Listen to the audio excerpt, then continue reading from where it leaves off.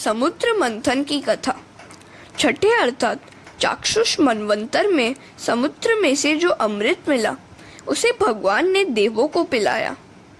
इस मनवंतर में भगवान ने अजीत नाम से अवतार लिया था। समुद्र मंथन करके अमृत निकाला। स्वयं विष्णु ने ही कच्छप रूप धारण करके मंदराचल पर्वत को अपनी पीठ पर धारण किया। राजा परीक्षित ने पूछा, भगवान ने समुद्र मंथन कैसे किया? कच्छप रूप लेकर मंदराचल को अपनी पीठ पर क्यों धारण किया?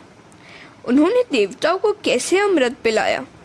इस समुद्र मंथन की कथा कृपया मुझे भी तो सुनाइए।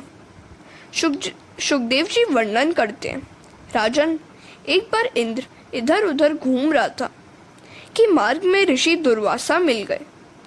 दुर्वासा ने इंद्र को पुष्पमाला अर्पित की। साधु ऋषि जब कुछ देते हैं तो सद्भाव पूर्वक देते हैं, उसे इनकार न करके आदर से ग्रहण करना चाहिए। इंद्र संपत्ति के मद से विवेक भ्रष्ट हो गया था।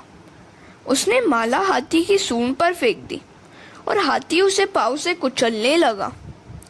दुर्वासा ने सोचा कि इंद्र मेरा और पुष्पवासी लक्ष्मी का अपमान कर रहा है।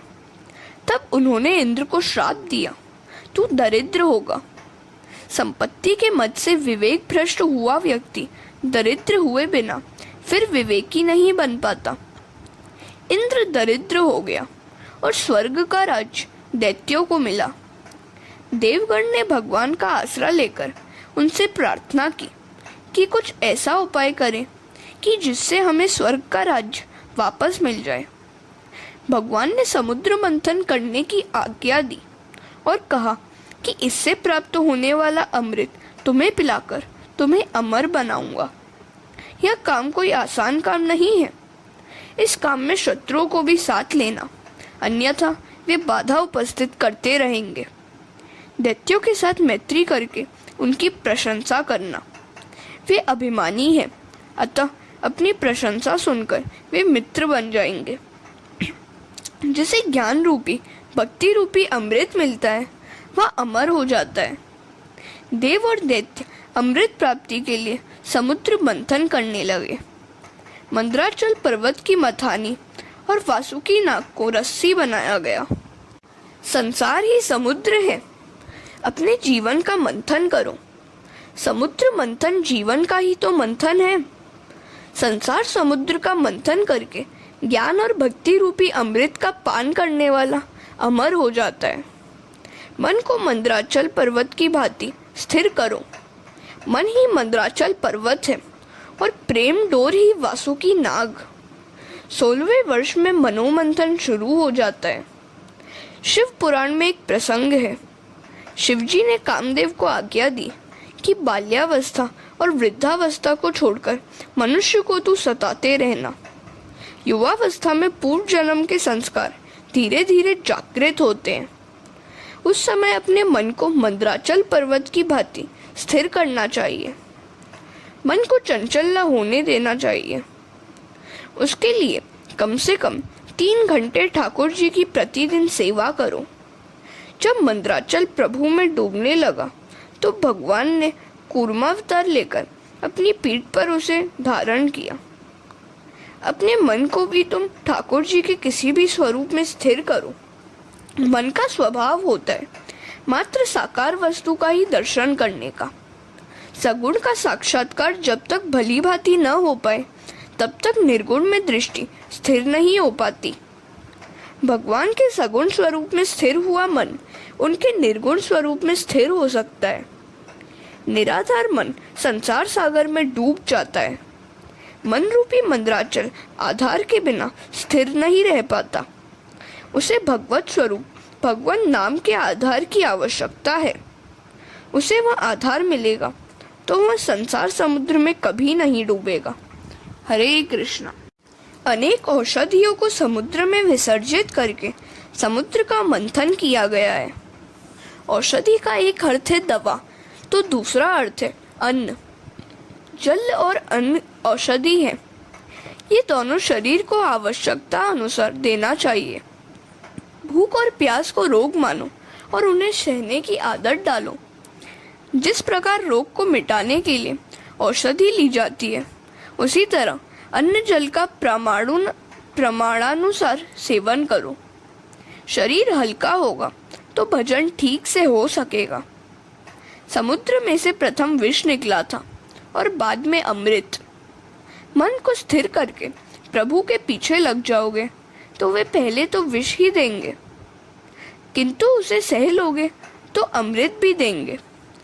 महापुरुषों ने विविध कष्ट रूपी विष का पान किया था, दुखों को सहन किया था, अतः उन्हें ज्ञानामृत मिला। जीवन मंथन के प्रारंभ में विष ही मिलेगा। मंथन यौवन से ही शुरू हो जाता है।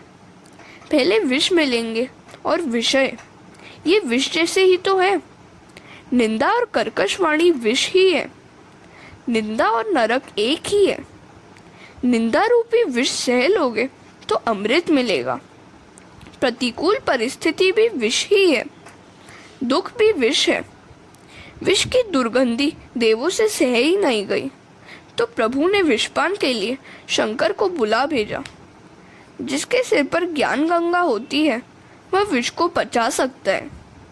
इस संसार का विष सभी को जलाता है, किंतु ज्ञान गंगाधारी को नहीं जला सकता। शंकर भगवान की भांति ज्ञान गंगा को सिर पर धारण करोगे तो विष सहा जाएगा। शिव जी की पूजा विष सहने की शक्ति देता है। शिव जी दान देते हैं, अतः विष सहने की शक्ति मिलती है। निंदा शब्द रूप होने के कारण उसका संबंध आकाश के साथ होता है, आत्मा के साथ नहीं। ऐसा मानकर निंदा सह लेनी चाहिए। देवों ने शिव जी से विष पी जाने के लिए प्रार्थना की। उन्होंने पार्वती से अनुमति मांगी तो पार्वती ने कहा, ये सब तो स्वार्थी हैं। विष पीने से आपको अगर कुछ हो गया तो शिव जी कहते हैं, यदि सबका कल्याण हो सकता है तो भले ही चाहे मुझे दुख क्यों न झेलना पड़े। अन्य को सुखी करने के लिए जो स्वयं दुख सह ले वही शिव है। स्वयं को सुखी करने के लिए दूसरों को दुखी करे वह जीव है। दूसरों का हित करने के लिए जो अपना स्वार्थ भी छोड़ देता है वह शिव है।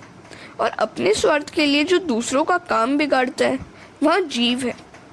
शिवजी ने भगवत स्मरण करते हुए विषपान किया।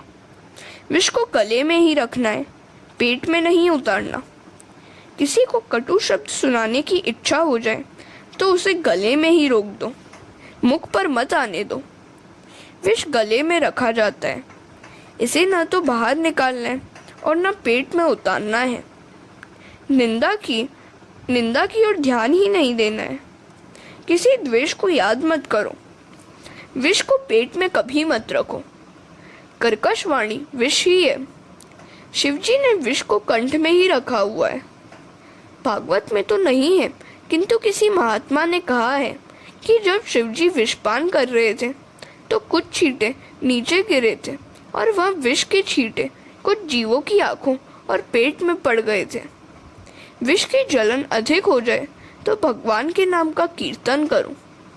भगवान का नाम विष को भी अमृत बना देता है। शिवजी भी इसी तरह तो भगवान का नाम लेकर विष पी गए थे। संसार में विष भी है और अमृत भी।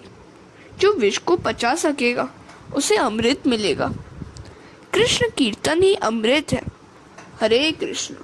16वें वर्ष से जीवन में मंथन शुरू होता है। मन में वासना का विष उत्पन्न होता है। उस समय मन को मंद्राचल सा स्थिर कर लोगे तो उस मनोमंथन में से, संसार में से भक्ति और ज्ञान रूपी अमृत प्राप्त होगा। फिर तो मानव अमर हो जाएगा। इस तरह जिसे भक्ति और ज्ञान मिलेंगे उसकी मृत्यु नहीं होगी। शंकराचार्य, वल्लभाचार्य, मीराबाई, तुकाराम आदि न जाने कितने संत साधु भक्तों को कोई भूल नहीं पाया है। वे सब अमर हैं, उन्हें सभी याद करते हैं। भगवान पहले विष देते हैं और फिर अमृत। जो उनके पीछे लगता है उसकी वे परीक्षा करते हैं। जगत के कल्याण के हेतु, भलाई के लिए शंकर ने विषपान किया। साधु पुरुषों का ऐसा ही वर्तन होता है। सज्जन पुरुष अपने प्राण का बलिदान देकर भी अन्य के प्राण की रक्षा करते हैं, जबकि संसार के मानव मोह माया से लिपटकर पारस्परिक वैर भावना बढ़ाते रहते हैं। परोपकारी सज्जन प्रजा के दुख दूर करने के लिए स्वयं दुख सह लेते हैं। वे कहते हैं, सभी के लिए मैं दुख सह लूंगा, किंतु अपने लिए किसी को भी दुख सहने नहीं दूंगा। साधु पुरुष अन्य लोगों के दुख से दुखी होते हैं, किंतु यह दुख नहीं है, यह तो सभी के हृदय में विराजमान परमात्मा की आराधना है। मंथन करते करते गौ माता कामधेनु प्राप्त हुई। गौ माता कामधेनु का दान ऋषि मुनियों को दिया गया। जो संपत्ति प्रथम मिले उसका परोपकार में उपयोग करो। कामधेनु संतोष का प्रतीक है। संतोष कामधेनु का स्वरूप है। जिसके आंगन में संतोष रूपी गाय है वह ब्राह्मण ही ब्रह्मनिष्ठ है। असंतोषी मनुष्य पाप करता है। ब्राह्मण का जीवन अति सात्विक होना चाहिए। आगे जाकर उच्चैःश्रवा नामक घोड़ा प्राप्त हुआ। इसे देखकर दैत्यों का मन ललचाया तो उस घोड़े को उन्हें दे दिया गया। श्रव शब्द का अर्थ है कीर्ति। उच्चैःश्रवा कीर्ति का प्रतीक है। मन को जो पर्वत सा स्थिर कर पाएगा उसे जगत में कीर्ति मिलेगी और लक्ष्मी भी। जिसका मन कीर्ति में फंसता है उसे अमृत नहीं मिल पाता। साधन के आरंभ में कीर्ति मिलती है। यदि मन इसी में फंस गया तो भगवान नहीं मिलेंगे। जिसे मान अधिक मिलता है उसके पुण्यों का क्षय होता है। जिस जीव को मान का मोह नहीं है और जो दीनता से प्रभु की प्रार्थना करता है उस जीव को ईश्वर अपने जैसा बनाते हैं। विष्णु सहस्त्र नामावली में भगवान को अमानी मानदो कहा गया है। भगवान स्वयं अमानी है किंतु जीवों को मान देते हैं। जिसका मन उच्चैःश्रवा अर्थात कीर्ति के मोह में फंस गया है उसे अमृत नहीं मिलता। दैत्यों ने उच्चैःश्रवा को ले लिया था, अतः उन्हें अमृत नहीं मिला। बिना कसौटी के परमात्मा कृपा नहीं करते। जो कीर्ति और प्रसिद्धि में फंसता है उसे अमृत नहीं मिलता। आगे चलकर समुद्र मंथन में से जब ऐरावत हाथी निकला तो दैत्य घोड़ा ले लेने के कारण पछताने लगे। हाथी सूक्ष्म दृष्टि का प्रतीक है। हाथी की आंखें छोटी सी होती है। देवों को यह हाथी दिया गया। स्थूल दृष्टि देह दृष्टि है। सूक्ष्म दृष्टि आत्म दृष्टि है। सूक्ष्म दृष्टि वाले को अमृत मिलता है। सूक्ष्म दृष्टि वाले को कामदेव सता नहीं सकता। आगे चलकर समुद्र मंथन से अप्सरा प्राप्त हुई। दैत्यों से देवों ने कहा कि इसके बाद जो कुछ निकलेगा उसे हम लेंगे। पारिजात और अप्सरा देवों को मिले। हरे कृष्ण।